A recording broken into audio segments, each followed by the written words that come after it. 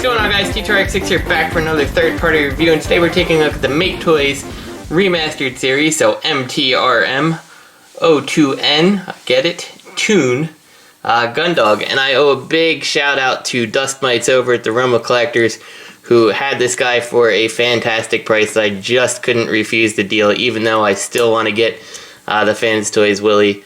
I've heard good things about this guy, and I really wanted to check him out, and at that price there was really no reason not to.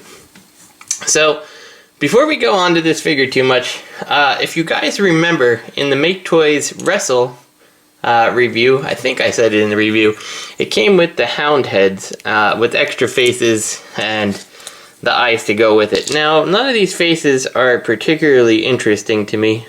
Maybe the one on the left, it's kind of neutral, but I've never been for the smile or the pursed lips.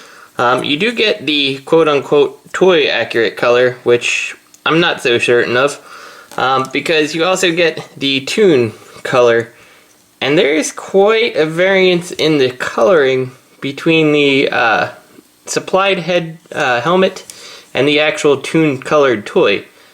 So I wouldn't really even want to put this on my Hound, because it just flat out doesn't match. And we drop that one on the floor. Pardon the shaky camera for a second. Here we go. You can see, you know, it's very different in color. It's pretty noticeable. That said, I thought, okay, well, that's fine. We can actually pop this head off the ball joint and whatever. That's not true, because the way this head works is it integrates the ball joint here, so none of it is included on the face. This particular head actually utilizes the face as part of the ball joint. So this one specifically has this little piece here that you can basically slide the helmet off and pop out the face interchangeably and then slide the helmet right back on. This one can't do that, so you can't use these faces with the stock head, and this doesn't match. So that's really disappointing. I don't know about the toy colored version. This may be the right color, but I have no way to judge. So if you got that Make Toys Wrestle, congrats. That exclusive add-on for Hound doesn't work here, unless you don't mind the shade variance or you're colorblind or something, then in which case, good for you. So Hound also comes with 3 guns. Of course, he's got his shoulder hologram projector, he's got his regular gun, and then he's got this gun for the Jeep mode. This one I find incredibly difficult to make him hold, because since there is this angle on the handle, he can do it, but it never really quite looks right. His hand's pretty well open there, but you can have him hold it if you really want. Alternatively, because he does have slots and stuff on him, you could take this and, I guess not that side, you could peg it in upside down on his arm here if you want, and that's about it for the places that I can see to put this gun. So that stays off in actually both modes for me. He also comes with the tire, which I think is important for the Jeep, and the gas canister. Now you can mount these right on his back here, right by the window, but you can't mount them both. So if you want to store both of these, you either have to put this like that, and then the tire down here on his arm, kind of like a shield. Let's see if I have the right slot there. Make sure you do that.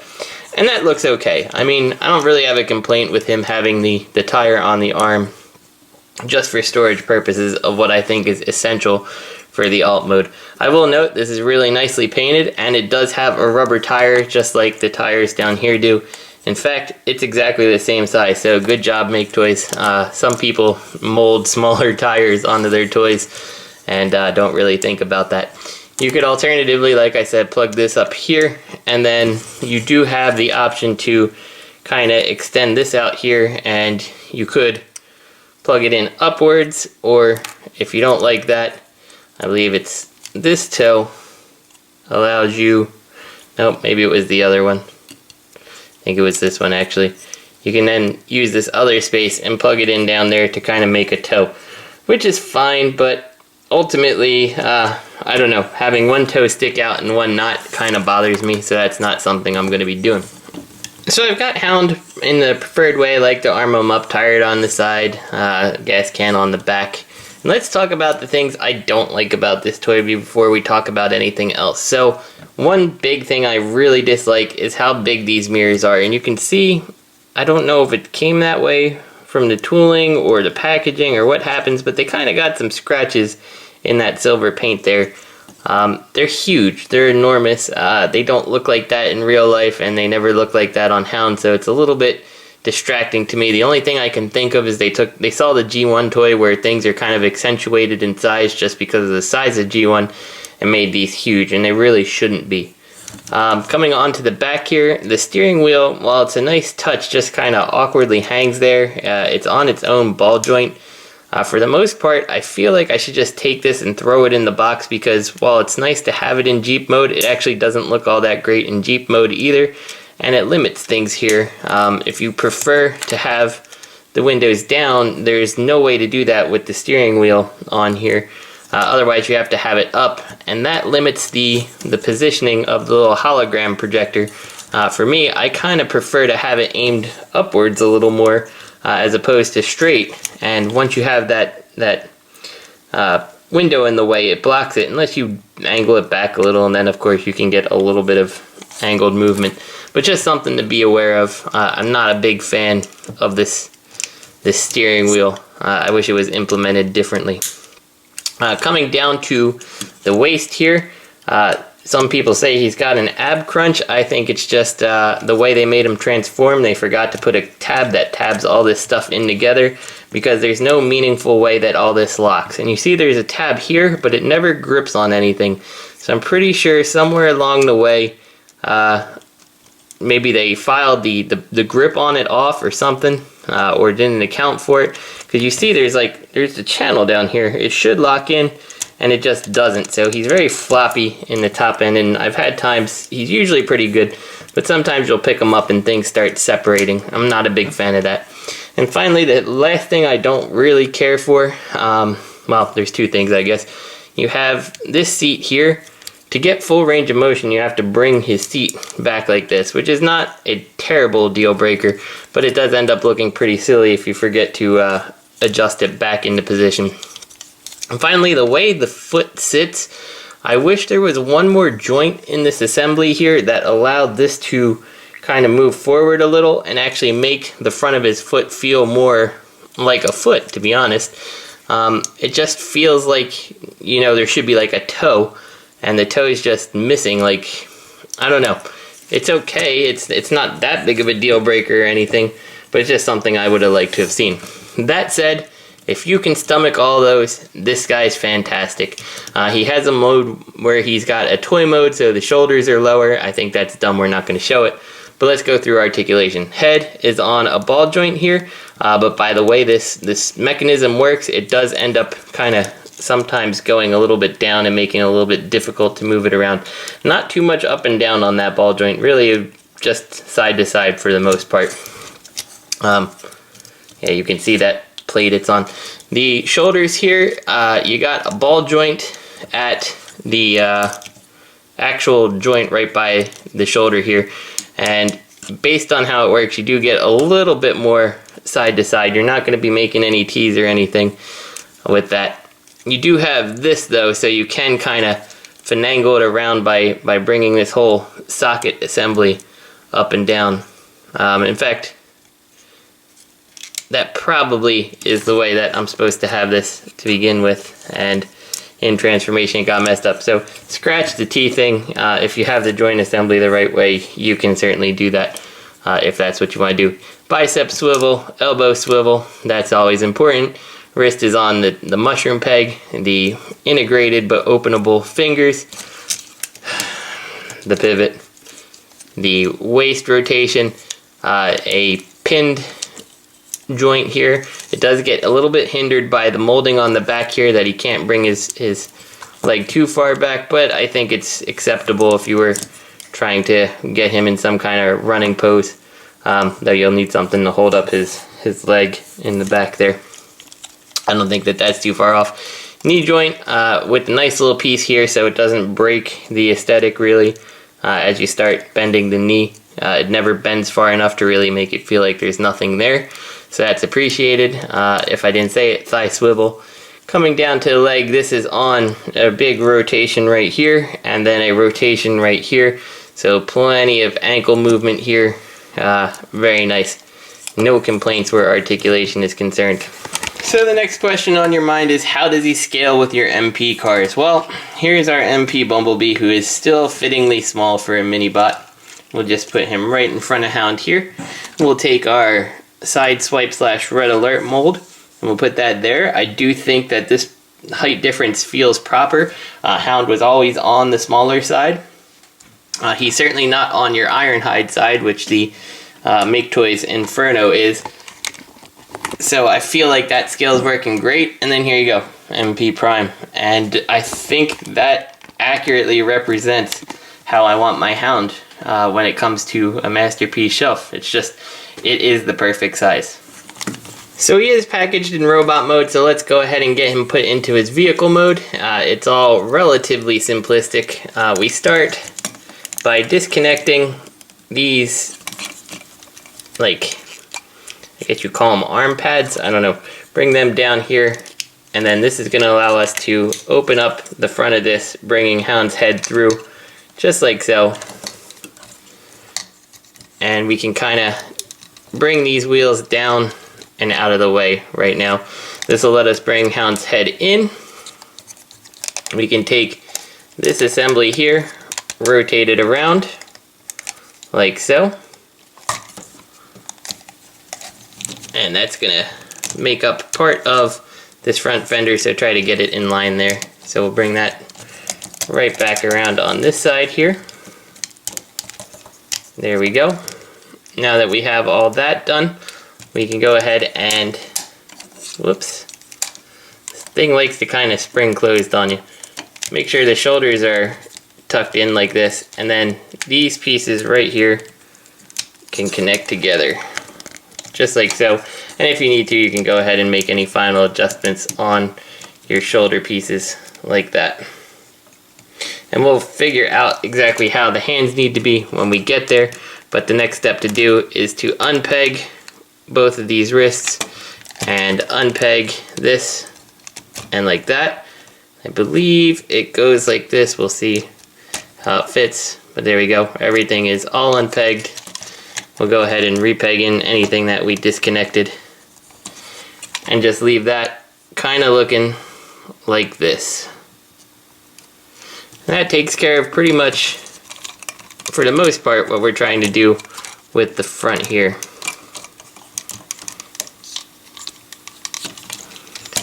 Next, what we can do is come to this wheel assembly, and this I always find rather difficult. So you need this to rotate around like this, and then while you kind of push this up, you want to swing the wheel back downward, and there's these little tabs in here, and I find them incredibly difficult to get tabbed in without a little bit of trial and error, which does feel like I'm flexing things in a way it's not supposed to, and then it pops into place. So I really don't know how to show you guys this. Just kind of bring this assembly down and pop it in. Now this side goes on real easy. This side fights with me. So I don't know, maybe I'm doing something wrong. If you guys know something easier, feel free to let me know. Anyway, we're gonna take the legs here. We're gonna open the seats like so. And then we're gonna come to this part, open it up, and fold this out on both sides, just like so. Now we can take this piece, fold it up. Nope, I'm sorry. I reversed that order here. We're gonna plug these in together, like so. And we're gonna take this whole assembly and fold this down into the back of the Jeep. Just like this. And these seats do come out if it's easier for you, but it can be done with them still in place.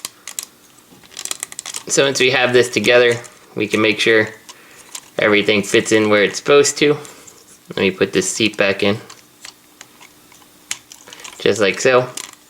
Peg this together, and you can peg the back of the Jeep together so it holds in real nice. And then there's these little tabs right on the white thigh that you can make sure clip in on each side to make sure that everything is kind of situated where it's supposed to be. So we got that done. Now we can take these seats, fold them up, and they peg right into this part. And like I said, you can do these seats after just by sliding them on in. It is a little easier because you have to get plastic around here. We also want to take out these little white thigh like stepper panels basically. Okay, sorry about that. The battery died here, so I needed to plug it in. I didn't notice the low battery. Anyway, so we take this, and it is easier sometimes to have this a little bit apart because you do have to kind of flex this piece around the seat here. You can just alternatively just pull out the seat and just fold it up like that and then place the seat back in, whichever makes you most comfortable. Really, it's a 2-second process to pull out the seat. But anyway, close that all back together and take these, make sure that they're connected, of course, and flip them back into place, and they will clip in place. So to make sure we have everything together here, these pieces will come around, and we do have to kind of work to get them into these tabs here. And you also have these blocks right here on the top connecting to these blocks on the arm. So if you've done anything wrong with the arm, this is going to help you fix it up, and yeah, it should help. So we'll take this around and kind of get this into this piece here, and then make sure that we plug in that side piece. So whoops, knocked off the steering wheel. We'll deal with that after, it's fine. Take this, plug it in to the arm here. And this is probably, in my opinion, the hardest part of this transformation, but once we have that, just squeeze it all in together, just like so. And I don't know when the battery died if I ever showed that these thigh pieces drop down, but before you bring these around, drop the thighs down. So anyway, steering wheel popped off, we're gonna plug that right back in. Now you're gonna take this assembly here and close it back down just like so, and you had to wait this whole time because it is going to clip into the forearms. I recommend not pushing on the clear glass because it does take a little bit of force to do. I kind of have to put my hand on this and kind of push this back, but it's a nice satisfying clip.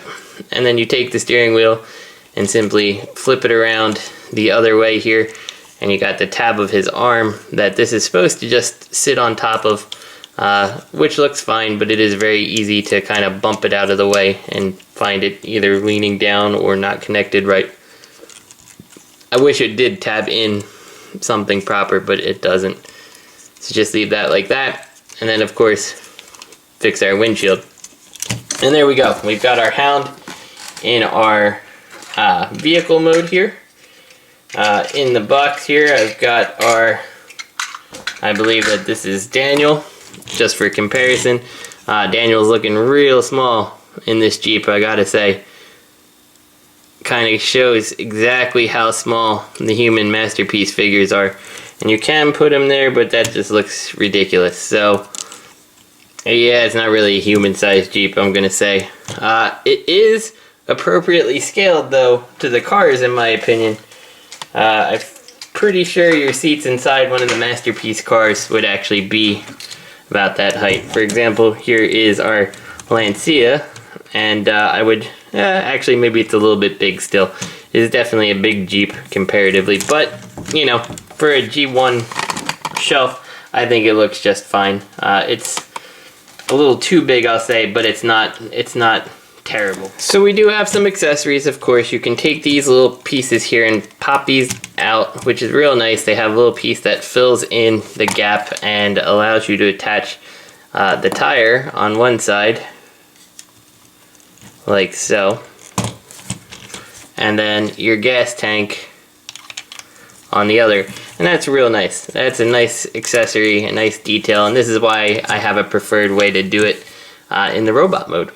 So you do take this gun, this gun here, and you can slide it into this channel or this channel.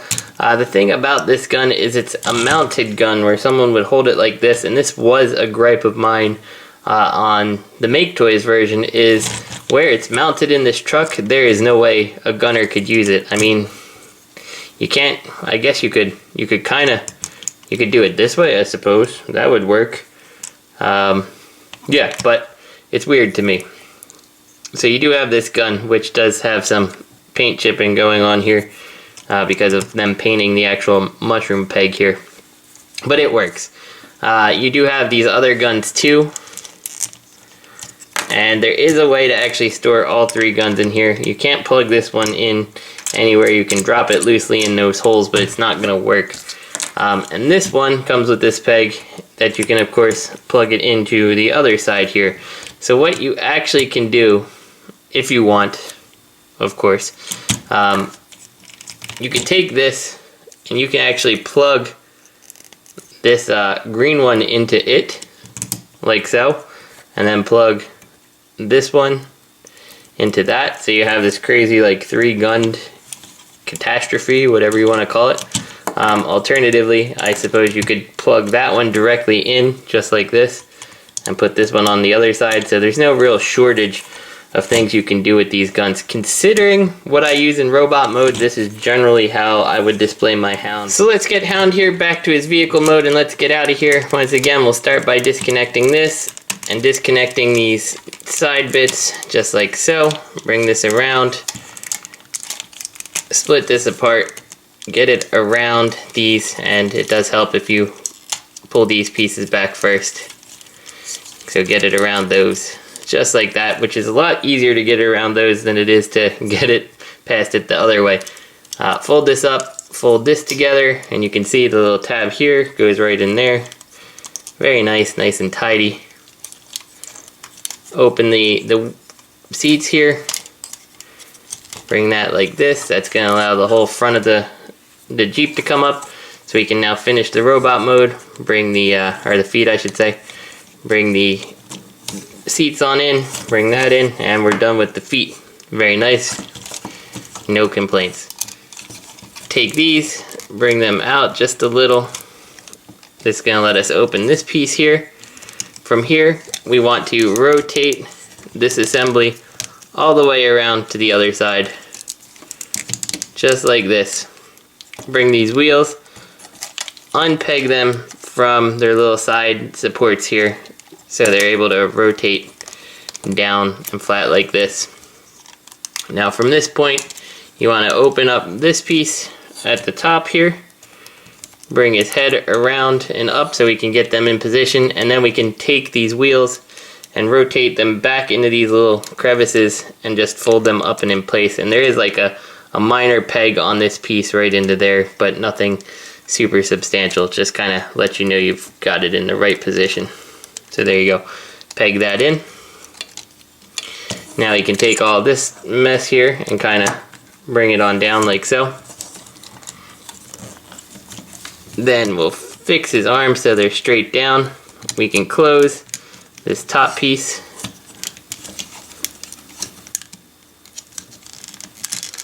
Like that around the arm bits. And bring this up like this. Bring the steering wheel however you want it. And kind of pop his head into place. It will click and lock. Bring these guys all the way up on their little joint here. And now we just fix the arms. Fold this in like that. Fold that in, and pegs. And you know what? I think going to vehicle mode, I forgot to show that this compresses. It just kind of happens naturally when I'm moving it anyway. So I forgot to mention that. My apologies. I'm sure if things weren't lining up, you figured that out already. Bring this down. Bring this in. Bring this in. And there we go. We've got our Hound back in his robot mode. And overall, I am still super excited about the Fans Toys ones. I've heard some great things from my good buddy Skullface with respect to the Fans Toys ones. Fans Toys Willie. I love the aesthetic of him, but this guy is really good too, and he's a lot of fun to mess with. He's pretty easy to transform. I can see why he's good. I think the way to go is to look at the aesthetic between this and the Fans Toys one. If you're going to transform your Hound a lot, I think that this is probably going to end up being the Hound you want. But I think you can't go wrong either way, to be honest. So this is T2RX6. I hope you guys enjoyed the review, and I'll see you next week.